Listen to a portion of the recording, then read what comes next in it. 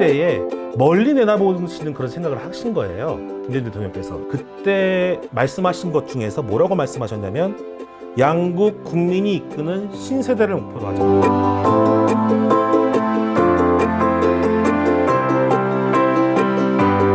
안녕하세요. 샬롬살롱에 오신 여러분 환영합니다. 저는 진행을 맡은 김예슬 아기아가타입니다. 오늘의 주제는 한국과 일본이 더불어 만드는 평화입니다. 오늘 주제를 발표해 주실 김세진 심원 선생님 모시겠습니다. 많은 사람들이 한일 교류 문제에 대해서 조금이라도 생각을 해봤으면 좋겠다는 생각을 하면서 여기에 나오게 됐습니다. 이 주제가 가톨릭 동북아 평화연구소, 그 이름에도 네이밍이 나오잖아요. 네, 맞아요. 동북아 평화 이렇게 나오잖아요. 저희가 이야기해야 그렇게 되는 주제입니다. 완벽하게 이게 맞는 주제거든요. 네네네. 그러니까 이 주제를 통해서 좀 많은 신자분들 또 신자가 아니신 분들도 좀 생각을 넓게 가졌으면 하는 바람, 이런 걸 가지고 있습니다. 그래서 네. 저희가 용기를 가지고 오늘 이 주제에 대해서 이야기를 나눠볼 텐데요. 네, 뭐 용기는 가지는데 네. 예, 앞으로 어떻게 될지는 알 수가 없어서 저도 참 고민이 많이 되고 있어요. 예, 알겠습니다. 이웃사촌들끼리 어떻게 관계 회복을 할 것이냐, 거기에 초점을 좀 뒀으면 좋겠습니다. 사실 한일 관계에서 정치적 이슈뿐만 아니라 경제 교류나 문화 교류 이런 것들도 굉장히 중요한 키워드거든요. 네네. 이거에 대해서는 혹시 이야기해 주실 수 있는 부분이 있을까요? 그러니까 이것에 대해서 처음 이제 알아봐야 되는 건 1965년에 네. 한일 수교가 이제 이루어지고 난 다음 문제인 거예요. 네. 그 이전에는 수교가 안 돼 있던 상태였기 때문에 뭐 얘기할 수 있는 게 없었죠. 뭐 비공식적으로는 이해할 수 있었어도. 자, 돌이켜 봤을 때 지금 현재의 한일 관계 악화는 1965년 이후의 최악입니다. 가장 크게 이제 맞붙는 것이라고 볼 수가 있죠. 근데 65년 이후의 상황을 생각해 보자고요. 계속 우리가 그냥 싸워왔나? 그거 아니거든요. 역사적 정치적 갈등은 우리가 피식민지 국가였기 때문에 우리가 이제 식민지 지배를 받은 곳이었기 때문에 역사적 갈등은 필연적으로 나올 수밖에 없는 그런 상황이었어요. 그 다음에 정치적 갈등도 당연히 있었죠. 계속 됐는데 경제적, 문화적 교류가 매우 빈번하게 일어나게 됩니다. 그렇죠. 빈번하게 일어나게 되고 결론적으로는 우리나라도 그렇고 일본도 그렇고 거의 다섯 손가락에 하는 교역국이에요. 계속 관계가 유지가 되고 있는 것이죠. 그럼 결론적으로 어떻게 봐야 되느냐? 정치적 갈등이나 역사적 갈등이 일어났을 때 뭐가 그것을 상쇄시켜줬나? 그걸 봐야 되는데 두 가지입니다. 사회 교류 또는 문화적 교류. 이 두 가지의 비정치적 교류가 굉장히 큰 역할을 한 것이라고 볼 수가 있죠. 그래서 하나의 쿠션의 역할을 하면서 이 충격을 완화시켜주는 그러한 모습을 이제 볼 수가 있었다, 이렇게 볼 수가 있겠습니다. 네. 근데 사실 지금은 그런 쿠션 충격 완화를 시키는 것조차도 얼어붙어 있는 상황이에요. 그렇죠? 그렇죠. 네. 자, 문화적으로 좀 양상을 봐야 될 것 같습니다. 1990년대 이게 아시잖아요. 윤사마 뭐 이런 분들 계시잖아요.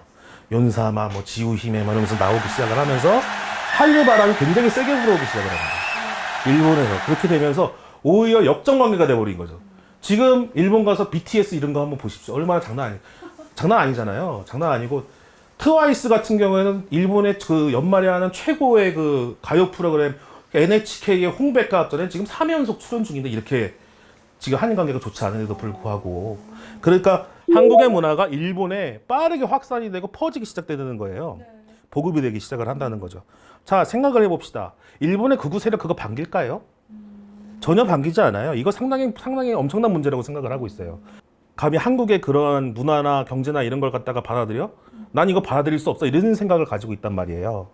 결론적으로는 극우 세력이 정치의 핵심을 차지하니까 한국과의 교류보다는 한국과의 대결로 나가는 그런 모습이 되는 것이죠. 이제 혐한유라고 하죠. 그런 거나 아니면 정말로 혐한이라고 하는 사람들이 점점 늘어나기 시작을 한 것이죠. 2019년 8월에 일본이 한국에 대해서 일방적으로 화이트 리스트라는 걸 배제를 시키면서 최악의 한일 관계가 이제 작성이 되죠. 경제 영역에서 우리는 그 한일 그 정보보호협정을 이제 파기를 시사를 하면서 경제 문제에서 안보 문제까지 확장이 되는 그러한 모습을 보이게 되는 것입니다. 그래서 강대강으로 지금 맞붙고 있는 거예요. 이쪽 선로에서 기차는 기차의 선로는 하나인데 이쪽에서 하나가 오고 있고 이쪽에서 하나가 오고 있는 거죠. 결론적으로는 누구 하나가 물러서지 않으면 이거는 파국에까지밖에 이를 수밖에 없다. 결국엔 치킨 게임이다. 이렇게 볼 수밖에 없는 것입니다. 네. 정말 참 안타까운데요. 그런데 사실 역사를 돌이켜 보면 갈등이 깊었던 것만큼 관계 회복을 위해서 노력을 했던 경험들이 꽤 있어요. 그렇죠? 예, 그렇습니다. 그 한일 간에 맨날 싸우지는 않았어요. 맨날 싸웠으면은 아마 뭐 경제나 이런 곳에서 많은 영향을 받았겠죠. 하지만 그런 건 아닙니다. 그런 건 아니고 일본도 사실 말해서 사조의 움직임이라고 해야 되겠죠. 공식적으로 뭐 불가역적 사조 이것까지는 아니겠지만 사조의 움직임을 보이긴 했습니다. 그게 93년에 그 미야자와 내각의 고노 이제 외무상이 이제 식민 지배에 대한 사죄의 의미를 담은 담화를 제시를 하는데 그게 고노다마라고요. 네. 여러분 잘 아시죠? 고노다마. 예.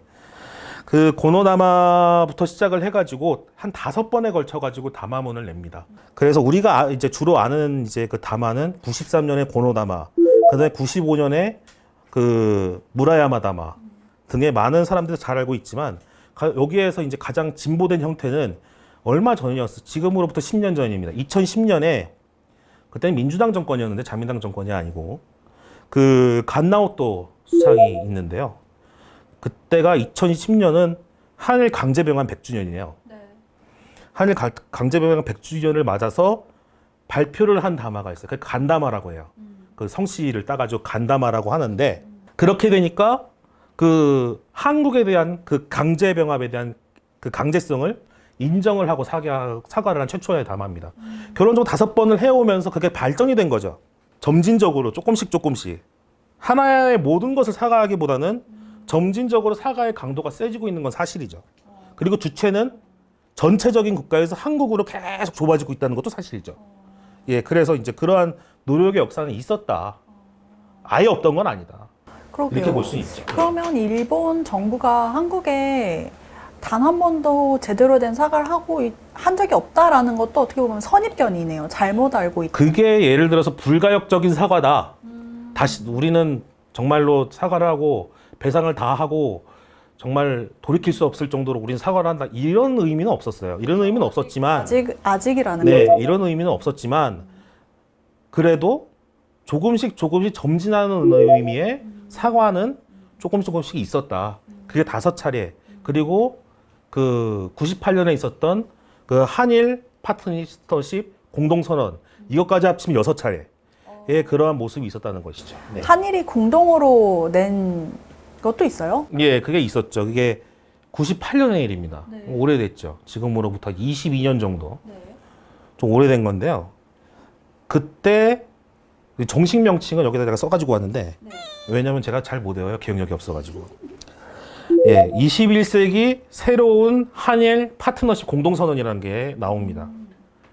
나오는데 이걸 줄여가지고 이제 우리들은 뭐라고 주로 하냐면 김대중 오부치 공동선언이라고 얘기하죠. 아, 차라리 그 네. 좀 극하네요. 예, 예. 그래서 앞으로도 이제 김대중 오부치 공동선언이라고 계속 말씀을 드릴 거예요. 네네네. 예, 그게 1998년 10월에 발표가 되는 것입니다. 이 선언의 의미가 뭐냐면 이때 정권 계속 자민당 정권입니다. 네. 자민당 정권이고, 그러니까 일본의 보수 정권이죠. 일본의 보수 정권 하에서 한국에 대한 명시적인 사과를 한 거예요. 그 95년에 무라야마 담화를 이은 명시적인 담화를 한 거죠. 사과를 한 거죠. 더 큰 의미는 뭐냐면 어느 한쪽의 사과에서 끝나지가 않았어요. 이게 보면은 지난 역사에 대한 반성과 사죄를 바탕으로 담고 있되 21세기가 이제 앞으로 다가오니까 그거에 대해서 새로운 한일 관계의 비전을 제시했다는 점이 가장 큰 의미라고 볼 수가 있습니다. 그래서 이 구상은 뭐 우리나라도 보수 정권에서 한 게 아니에요. 아까 말씀드린 김대중 오부치라 그랬잖아요. 김대중 대통령께서 그거를 만드신 것이고, 이 담화에 김대중 대통령의 철학과 의지가 상당히 많이 담겨져 있었다는 것이죠. 김대중 대통령은 95년에 아태재단 이사장을 할 때 그때 말씀하신 것 중에서 뭐라고 말씀하셨냐면 양국 국민이 이끄는 신세대를 목표로 하자. 물론 그 조건으로는 일본의 자발적인 그 과거사 청산 노력이 있어야 된다. 두 번째는 양국 전문가가 모여가지고 공동으로 좀 연구를 좀 하자. 공동으로 과거사에 대해서 연구를 하자. 그 다음에 세 번째 가장 중요합니다. 젊은 세대의 올바른 인식을 좀 담자. 이렇게 되는 것이죠. 네. 그렇게 그 역사 인식을 공유하게 된다면 미래 세대에 결국에는 그 새로운 길이 열리게 될 것이다. 이렇게 볼 수가 있는 겁니다. 참 이 시대에 20년 전인데요. 이 시대에 멀리 내다보시는 그런 생각을 하신 거예요. 김대중 대통령께서. 예. 예, 여러분도 뭐 잘 알다시피 김대중 대통령은 아주 유명한 또 천주교 신자시죠. 토마스 모어. 아주 훌륭한 세례명까지 가지고 계시는데 어떻게 보면 신앙적 측면 자체가 그런 미래를 바라보는 그러한 모습을 갖추게끔 했다고도 저는 생각이 좀 들어요. 네. 지금 이렇게 양국의 관계가 안 좋을 때 그 공동 합의서를 다시 한번 보는 것도 참 의미 있는 일이 되겠네요. 네. 그때 상황이 지금하고 비슷합니다. 왜냐하면 98년에 무슨 일이 있었냐면 결국에는 이제 98년 2월에 DJ 정권이 시작이 되는데요. 그 국민의 정부라고 하는 게 시작이 되는데 98년 1월에 일본이 일방적으로 한일 어업협정을 깨버려요. 일방적으로 파기를 하죠. 그래가지고 굉장히 한일 관계가 지금만큼이나 안 좋아졌던 상황입니다. 최악의 조건이죠. 그런데 그때는 DJ도 그랬고 일본 정부도 그랬고 관계 회복을 빨리 시작한 편이에요. 한 달에 한 번씩 한국의 외무장관하고 일본의 외무상이 모여서 그거 실무적으로 진짜 얘기를 합니다.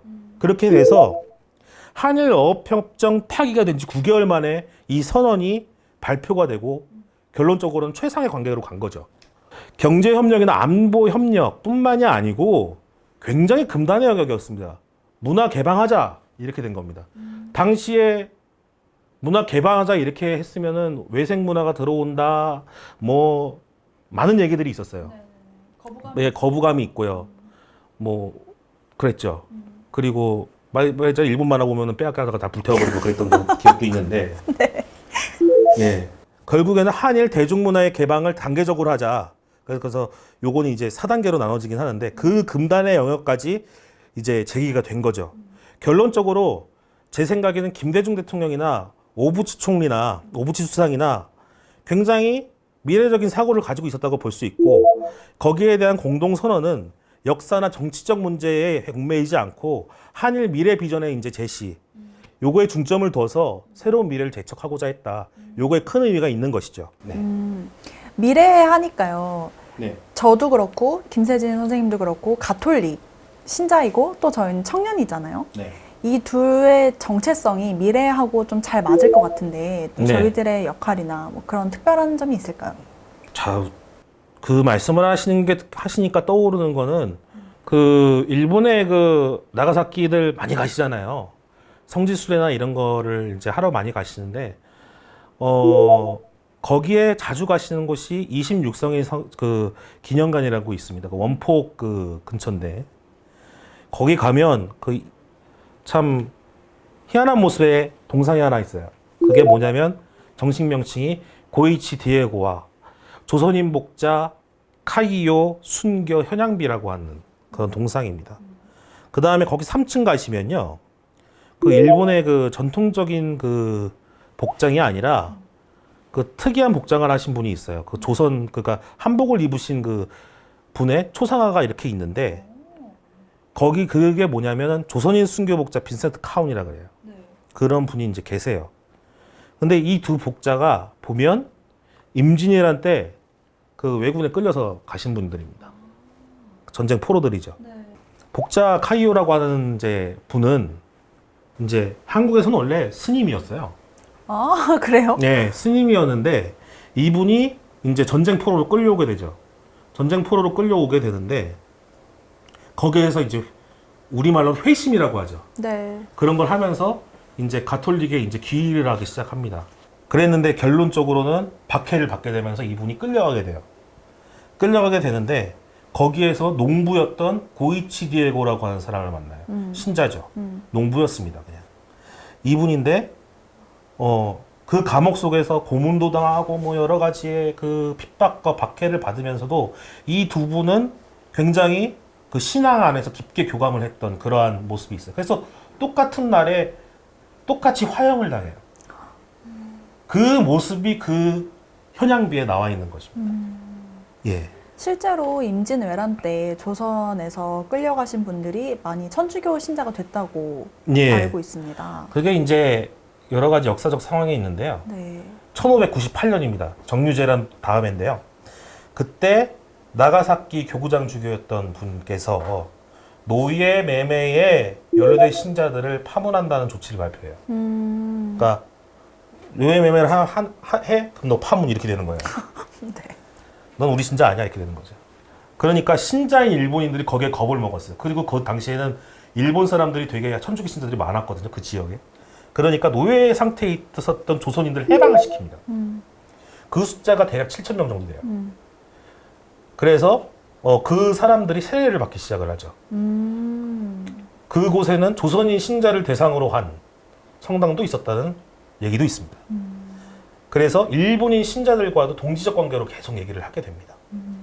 이게 결국에는 박해 시대 때도 계속 돼서 총 393명의 그 일본인 복자가 계시는데 그 중에 15분이 조선 출신의 조선인 그 복자분이세요. 결국에는 국경의 벽도 있고 민족의 벽도 있고 또 전쟁이라는 또 엄청난 그 고난을 겪잖아요. 그리고 내가 스스로 온 것도 아니야. 끌려왔어요. 네. 끌려왔는데 결국엔 그게 높고 견고해 보여요. 굉장히 높죠. 그런데 이를 뛰어넘어서 만나고 교류할 수 있다. 이러한 것을 이 시기에서 볼 수가 있는 것입니다. 제 생각은 이것도 현재하고 이제 밀접한 관련이 있다고 생각을 해요. 현재 단절 상황을 이용을 해가지고 상대방을 서로, 그러니까 한국도 그렇고 일본도 똑같아요.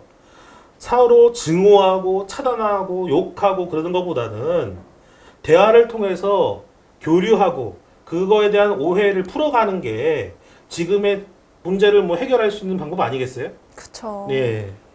그러니까 21세기를 앞두고 관계가 호전될 때도 있었는데 오히려 네. 지금과 같은 답보 상태가 참 답답한데 그렇죠. 어떻게 하면 좀 상황을 바꿔볼 수 있을까요? 뭐 지금이나 예전이나 사실 양국 모두 제 생각에는 다 과거에 있다고 생각을 해요. 미래를 보지 못하고 있다고 생각을 하고요. 뭐 요거에 대해서는 반론은 엄청나게 있을 수 있지만 그건 제 생각입니다. 결국에는 일본이 과거가 아니고 미래를 보게 이제 만드는 것은 그런 역할이 어디에 있다고 생각을 하세요? 저는 한국에 있다고 생각을 해요. 그게 한국에 있지 누가 그거를 미래로 끄집어내겠어요? 미국이 끄집어낼 수 있을까요? 아니요. 그렇지 않아요. 그 사람들 한일 관계에 별로 관심 없어요. 중국도 똑같고요. 과거를 부정한다. 이 사람들 이 얘기에 얽혀 들어가기보다는 우리가 먼저 양국 관계의 미래를 얘기해 보는 것이죠. 그래서 제 생각에는 사실 그 일본이 과거를 부정한다고 해가지고 우리도 똑같이 다시는 일본을 지지하지 않을 것이다. 이렇게 얘기하는 것 자체는 관계 개선에 오히려 도움이 되지 않는다고 생각을 해요. 오히려 그런 말을 하면 오히려 우익 세력들한테 더욱 큰 빌미를 주는 거죠. 오히려 그런 얘기를 하고 막 일본을 까내리는 얘기를 하고 비난을 하고 이렇게 하면은 극우 세력들은 박수 칠걸요? 아, 우리가 우리의 시나리오대로 잘 가고 있어. 일본 사람들은 그걸 보고서 아, 한국을 싫어하겠지. 사실 그게 퍼센테이지로 나타나고 있거든요. 결론적으로는 양국 관계에서 이기는 쪽은 과거를 보는 쪽이 아니에요. 미래를 보는 쪽이지. 뭐 그렇습니다. 네. 지금 코로나19 때문에 국제 교류가 거의 단절이 된 상태에서 한일 양국의 관계를 위해서 어떤 새로운 미래를 우리가 볼 수 있을까요?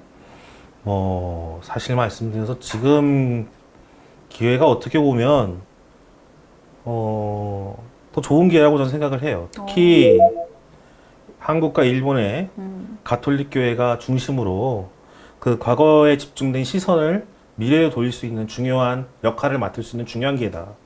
저는 그렇게 생각을 합니다. 왜냐하면 가톨릭 교회가 먼저 나서서 양국 청년들에 대한 그 다양한 방법의 교류, 그 다음에 그것을 통해서 서로의 시각 공유할 수 있는 그런 프로그램을 만들게 된다면 지금 아무도 지금 못하는 걸 갖다가 가톨릭 교회가 하고 있는 거예요. 그러니까 얼마나 좋은 것이라고 볼 수가 있겠습니까? 네네.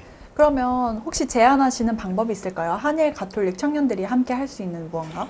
일단은 선언적인 것부터 먼저 해야 된다고 생각해요. 왜냐하면은 가장 넓은 것부터 먼저 해야 그 다음에 방법들은 이제 서로의 협의나 토론과 치열한 토론과 치열한 논의를 통해서 그건 만들어 가야 되는 것이고 한국과 일본의 가톨릭 청년들이 일단 모인다라는 점이 가장 중요할 것 같습니다.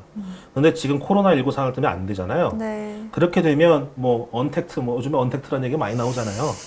네, 그러니까 네. 뭐 줌 같은 거 이런 거 있잖아요. 네네네. 그런 거 얼마나 뭐 가지 않고도 볼 수가 있습니까? 그래서 그런 것들을 통해서 우리가 먼저 협력하고 이야기하는 모습을 보여주는 것이죠. 그래서 결론적으로는 우리가 김대중 오부치 선언처럼 한일 가톨릭 뭐 청년 파트너십 공동선언 같은 걸 만들어 보자. 전 그렇게 제의를 드리는 바입니다. 그래서 명문화 시켜서 그것을 가지고 나중에는 현실화 시키는 거예요. 그렇게 된다면 가톨릭과 청년의 힘으로 결론적으로는 한일 관계의 새로운 패러다임을 우리가 만들 수 있다. 저는 이렇게 볼 수가 있는 것입니다. 네. 뭔가 벅찬 기분이 듭니다. 예, 너무 거창해가지고 저도 어떻게 될지 모르겠는데요. 예. 네, 한국과 일본 청년이 함께 만드는, 더불어 만드는 새로운 미래를 꿈꿀 수 있는 시간이었는데 네. 그동안 가톨릭 신자로서 그리고 청년으로서 뭔가는 해야겠는데 뭘 해야 될지 되게 막연했는데 오늘 시간을 통해서 조금 더 명확하게 꿈을 그릴 수 있을 것 같아요. 예, 보시는 사람 분들도 그렇게 느끼셨는지 잘 모르겠네요. 네. 네, 오늘 힘든 시간 귀한 자리에 와주셔서 정말 감사드립니다. 예, 뭐 힘들진 않았습니다. 감사합니다. 네. 네. 김세진 시문 선생님의 Q&A 영상은 다음 영상에서 이어지겠습니다. 많이 봐주세요.